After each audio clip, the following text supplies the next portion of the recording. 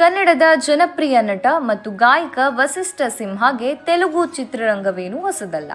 ಈಗಾಗಲೇ ಅವರು ತೆಲುಗಿನ ನಾರಪ್ಪ, ನಯೀಂ, ಡೈರೀಸ್ ಮುಂತಾದ ಚಿತ್ರಗಳಲ್ಲಿ ನಟಿಸಿದ್ದಾರೆ. ಓದೆಲಾ ರೈಲ್ವೆ ಸ್ಟೇಷನ್ ಎಂಬ ಚಿತ್ರದಲ್ಲಿ ನಾಯಕರಾಗಿಯೂ ಕಾಣಿಸಿಕೊಂಡಿದ್ದಾರೆ. 2022ರಲ್ಲಿ ಆಹಾ OTTಯಲ್ಲಿ ಬಿಡುಗಡೆಯಾಗಿದ್ದ ಓದೆಲಾ ರೈಲ್ವೆ ಸ್ಟೇಷನ್ ಚಿತ್ರಕ್ಕೆ ಒಳ್ಳೆಯ ರೆಸ್ಪಾನ್ಸ್ ಸಿಕ್ಕಿತ್ತು. ಈ ಚಿತ್ರದಲ್ಲಿ ವಸಿಷ್ಠ ಸಿಂಹ ವಿಭಿನ್ನ ಪಾತ್ರದಲ್ಲಿ ಅಭಿನಯ ಮಾಡಿದ್ರು.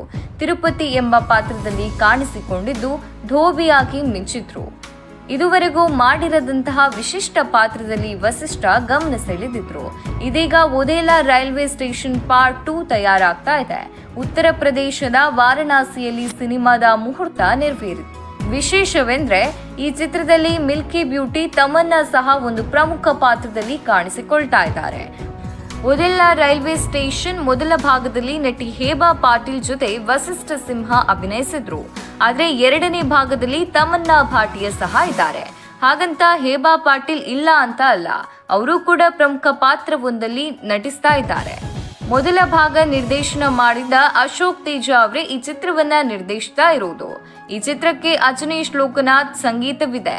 ಇದಲ್ಲದೆ ಕನ್ನಡದಲ್ಲೂ ವಸಿಷ್ಠ ಸಿಂಹ, ಕಾಲಚಕ್ರ, ಲವ್ಲಿ ಸೇರಿದಂತೆ ಒಂದಿಷ್ಟು ಕನ್ನಡ ಚಿತ್ರಗಳಲ್ಲಿ ನಾಯಕನಾಗಿ ವಸಿಷ್ಠ ನಟಿಸಿದ್ದು, ಆ ಚಿತ್ರಗಳು ಇನ್ನಷ್ಟೇ ಬಿಡುಗಡೆಯಾಗಬೇಕಿವೆ. ವಸಿಷ್ಠ ಸಿಂಹ ಚಿತ್ರರಂಗದಲ್ಲಿ ಹಲವು ವರ್ಷಗಳಿಂದ ಇದ್ರಾದ್ರೂ ನಾಯಕನಾಗಿ ಅವರಿಗೆ ಒಂದು ದೊಡ್ಡ ಹಿಟ್ನ ಅವಶ್ಯಕತೆ ಇದೆ.